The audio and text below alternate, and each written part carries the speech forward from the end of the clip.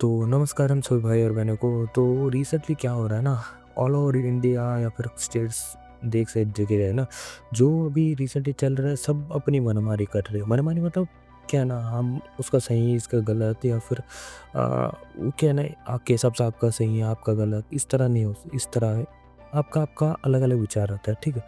But अभी एक reality आपने देखा होगा, रियलिटी शो, एक लड़की थी अपनी पसंदीदा और जब प्यार किया था उससे शादी किया एंड उसका अपोजिट हो गया। मतलब उसको सही गलत सब हो गया एंड उसके बाद अभी हासन का एक इंसिडेंट आ रहा है कल का, जो एक लड़का एक लड़की की शादी कर रहे थे, बट उसके साथ जब वो मंगलसूत्र पहनाने आया था उसके बाद उसने मना कर दिया। तो ये बहुत बड़ी घटना हो रही है, क्योंकि पहले ही बता दिया था तो उस बंदे का नाम पैसा और इज्जत सब बची थी। अभी सब लास्ट मोमेंट में उसने क्या बोल दिया, नहीं मुझे शादी नहीं करनी है, मना कर दिया सब रिश्तेदार के सामने, सबके सामने। एंड वो भाग के अपनी पसंदीदा जिससे प्यार किया था उससे शादी कर लिया। तो ये क्या चल रहा है, हमारे पहले उसके घर वाले समझ लेना चाहिए थे, या फिर उसके घर में क्या चला है किसी को मान लिया, ठीक है। तो परा विरोध मतलब अपोजिट उस वो ज़बरदस्ती उसकी शादी करवा रहे थे, या फिर उसके पहले बोल दिया था ना, ये जो इंसिडेंट था ना पहले ही और थोड़ा सीरियस उनके घर वाले थोड़ा सीरियस ले लेता ना, उस जो शादी करने वाला है ना उसका इज्जत भी रहता था, पैसे भी रहता था, सब रहता था। एंड उसके बाद एक और न्यूज़ आ रहा है मैसूर, मैसूर का जो है ना इंसिडेंट है, ठीक है। बहुत बड़ी न्यूज़ है। तो उसमें क्या हुआ, एक लड़की थी अदर कास्ट से प्यार करती थी, तो उसके बाद क्या हो गई, उसके मम्मी-पापा और उसकी बहन जो 3 घर में रहते, बहन या फिर उसकी बड़ी बहन है, छोटी बहन में, ठीक है। उतने डिटेल्स मैंने नहीं देखा। तो 3 लोगों ने वो अदर कास्ट से शादी कर चुकी थी, इसीलिए उसकी वजह से उन लोगों ने डैम होता है ना, डैम जो नदी का पानी स्टोर होता है, तो उस डैम के अंदर कूद के जान दे दिया। तो समझ सकते हो कि ये क्या चल रहा है इंडिया में। प्यार, प्यार, प्यार में ही सब मरे पड़े हैं। तो ये जो मैसूर का इंसिडेंट है हम इसको थोड़ा विस्तार से जानते हैं। तो ये मैसूर के जो महादेव स्वामी जो है ना, ये महादेव स्वामी मैसूर के रहने वाले थे एंड अभी थोड़ा आर्थिक रूप से अभी थोड़ा स्टेबल अच्छे हुए थे। पहले थोड़ा गरीब थे एंड अभी थोड़ा रिसेंटली थोड़ा अच्छे हुए थे। ये अभी अपनी गाँव गाँव में अपने पापा, मम्मी और पत्नी और उस इनके छोटे भाई और 2 बेटे के साथ रहते थे। ठीक है, उसके साथ इनकी बच्चियों से हायर एजुकेशन के लिए, क्योंकि ये पहले से एजुकेशन का नॉलेज थोड़ा समझते थे, ये जो इन्होंने ये ठान रखा था कि इनके बच्चों को अच्छा खासा शिक्षण देने का वो इन लोगों ने ठान रखा था। तो इन लोगों ने मूव किया एचडी कोटे को, उधर अपना एक खुद का घर भी ले लिया एंड उधर उधर ही वो लोग अच्छा खासा थोड़ा काम ज़्यादा मेहनत करने लगा और अच्छा खासा घर भी चलने लगा। तो इनकी पहली बेटी जो है लॉ पढ़ रही थी एंड दूसरी बेटी जो बीएससी पढ़ रही थी अभी अभी।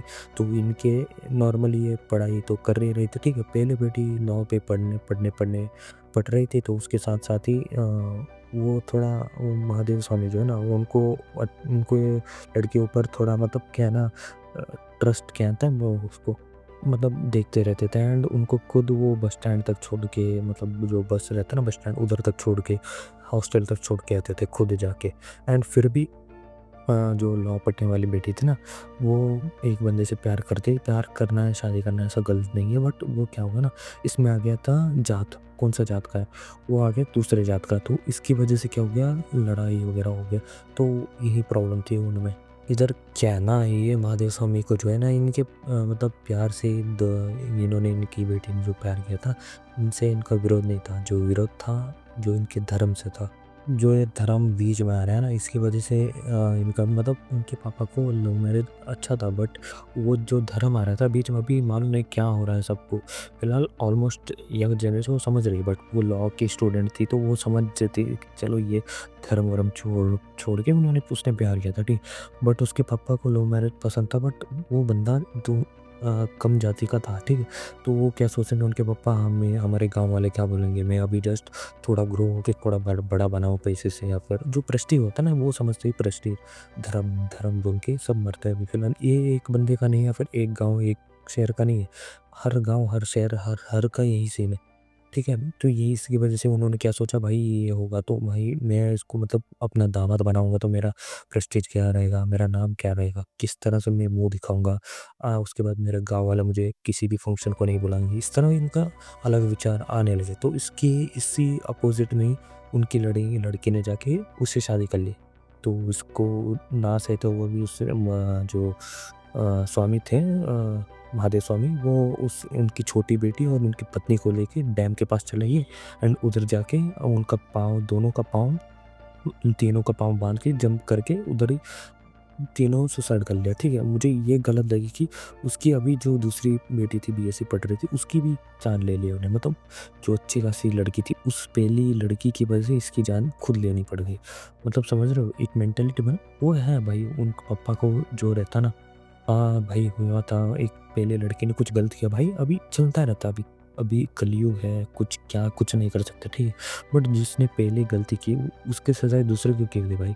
जो अभी अभी जस्ट पढ़ाई करके और उसने और बहुत सारे कुछ नहीं कर सकते, वो कुछ बड़ी भी बन सकती थी, कुछ आईएएस ऑफिसर भी बन सकती थी एग्ज़ाम वगैरह लेके, तो बड़ी कुछ भी नहीं कर सकते थे। बट उसका जान खाने पीने उसका जान चला गया, ठीक है।